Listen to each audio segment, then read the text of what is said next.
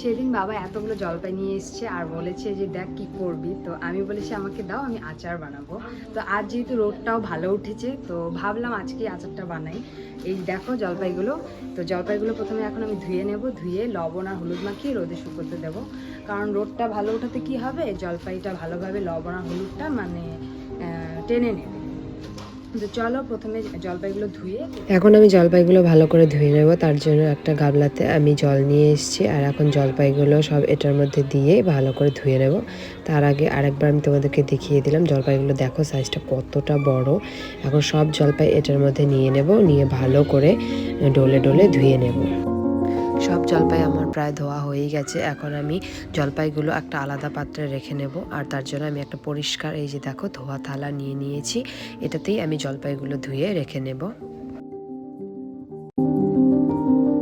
ধোয়াধুয়ি তো আমার প্রায় একদম শেষের দিকে, এখন জলপাইগুলোকে কেটে নিতে হবে। তো চলো আগে গিয়ে বটিটাকে নিয়ে আসি। জলপাইগুলোকে নুন হলুদে মাখানোর আগে জলপাইগুলোর চারিদিকে একটু একটু করে কেটে নিতে হবে, যেন নুন হলুদগুলো ভালোভাবে এটার ভেতরে ঢোকে। তোমরাও যদি আমার ভিডিও দেখে বাড়িতে আচার বানাও তাহলে দেখো একদম ঠিক এভাবেই জলপাইটার গায়ে কেটে কেটে নেবে।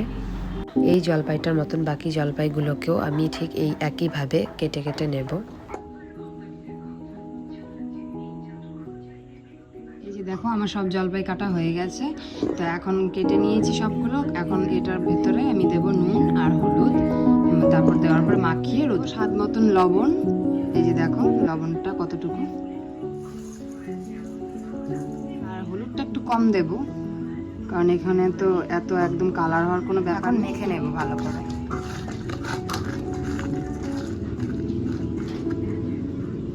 এভাবে ঝাঁকিয়ে নেব।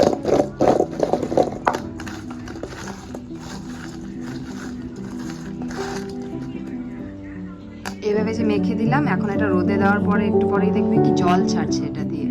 তো এখন রোদে দিয়ে এই যে এখন রোদে দিয়ে সুন্দরভাবে জলপাইটা লবণ আর হলুদের সাথে থাকবে অনেক। আজকে সারাদিন লবণ হলুদ মাখিয়ে এভাবে রোদে শুকোতে দেব আর এটা দিয়ে একটু পরেই জল ছেড়ে দেবে। তো সারাদিন এভাবেই থাকবে। বলেছিলাম না জল ছাড়বে, দেখো এখন একটু একটু করে জল ছাড়া অলরেডি শুরু করে দিয়েছে। আগের দিন সারাটা দিন রোদ খাওয়ার পর জলপাইগুলোর অবস্থা দেখো, একদম নুন হলুদের জল শুকিয়ে জলপাইগুলো একটু ছোট ছোট হয়ে গেছে আর নুন হলুদটা কিন্তু একদম টেনে নিয়েছে জলপাইগুলো। এখন আমি এটার মধ্যে কিছু মশলা ভেজে দেব, তার জন্য আমি এখানে কিছু মশলা নিয়ে নিয়েছি। দেখো তোমাদেরকে দেখিয়ে দিচ্ছি মশলাগুলো একটু। এখানে কিন্তু আমি গোটা মশলা ইউজ করেছি সব। প্রথমেই আছে শুকনো লঙ্কা, যেটা যারা একটু ঝাল পছন্দ করো তারা একটু বেশি নিতে পারো। আর তারপর আছে গোটা মৌরি, গোটা ধনে, তারপর গোটা জিরে, একটু রাঁধুনি আর একটু জোয়ান। এখন এই সব গোটা মশলাগুলো আমি শুকনো খোলা একটু ভালো করে ভেজে নেব। এখন আমি কড়াইটাতে সব মশলাগুলো ভেজে নেব একদম শুকনো খোলায়। গ্যাসটা আমি আগেই ধরিয়ে নিয়েছিলাম, এখন কড়াইটা বসিয়ে দিলাম। দেখো প্রথমেই আমি শুকনো লঙ্কাটা ভেজে নেব। শুকনো লঙ্কাটা ভালোভাবে শুকনো খোলায় ভেজে নেওয়ার পর তারপর আমি বাদ বাকি মশলাটাও ভেজে নেব। উঠছে, এই দেখো লঙ্কাগুলো ভাজা হয়ে গেছে, এখন আমি নামিয়ে নেব। এরপর বাকি গোটা মশলাগুলো আমি শুকনো খোলায় একে একে ভেজে নেব সব।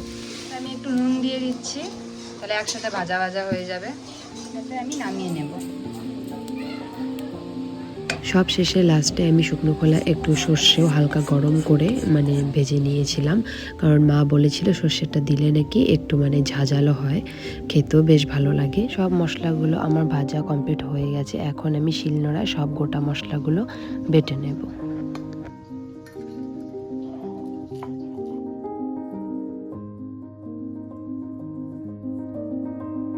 আমার সব মশলা বাটা তো কমপ্লিট, এখন সব মশলাগুলো এই বাটিতে তুলে নেব। ভাজা মশলাটা আমি জলপাইয়ের ওপর দিয়ে দেব।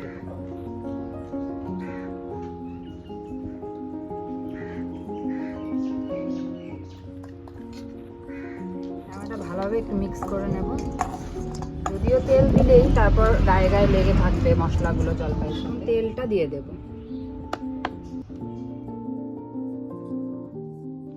তেলটা এখানে আমি বেশি দিলাম না, কারণ এটা পরে আমি বয়ামে ওঠাবো, তার জন্য এখানে আগে আমি অল্প দিয়ে যতটা মানে লাগবে এখনের জন্য দিয়ে আমি মিক্স করি। এখন মশলাগুলোর সাথে আস্তে আস্তে গায়ে গায়ে লেগে যাবে। কি সুন্দর যে এটাতে গন্ধ বেরোচ্ছে, মানে কি বলবো, আমার তো খেতে ইচ্ছে করছে। দেখো আমি সুন্দরভাবে মিক্স করে নিয়েছি তেল আর মশলাটা। তো আমাদের আচার রেডি। এখন এটা বয়ামে আমি ভরে রেখে দেব। আর এটাতে তোমরা আর একটু বেশি করে তেল দিয়ে রেখে দেবে যারা বানাবে, তাহলে কি হবে, অনেক দিন অবধি স্টোর করে রাখতে পারবে। তো হয়ে গেছে। এখন যদি একটু মশলাটা আমি টেস্ট করে দেখবো, যদি লবণটা কম হয় একটু লবণ দেবো, আর যদি না লাগে তাহলে এখানেই আমাদের আচার রেডি হয়ে গেছে। আচারগুলো তো হয়ে গেছে, তোমরা দেখেই নিয়েছো। তো আজকে আমি একটু রোদে দিয়েছি, এখন মানে প্রায়ই রোদেই দেবো শুধু আচারগুলো। এই যে দেখো, আর এটাতে আমি একটু চিনি গুঁড়ো করে দেব যাতে একটু মিষ্টি মিষ্টি লাগে। দেবো না, তার জন্য অল্প চিনি নিয়ে এটাকে আমি গুঁড়ো করে নিচ্ছি। তারপর আচারটাতে আমি ঢেলে দেব। কি সুন্দর লাগছে দেখো।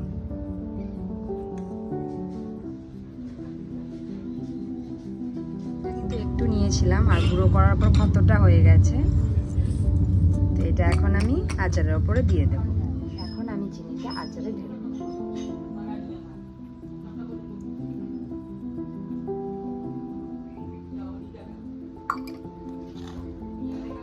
একটু ভালো করে মিশিয়ে নেব। এই তো জলপাইয়ের আচারটা একদম রেডি হয়ে গেছে। তো তোমাদের যদি এই আচার বানানোর ভিডিওটি ভালো লেগে থাকে অবশ্যই লাইক, কমেন্ট অ্যান্ড শেয়ার করো।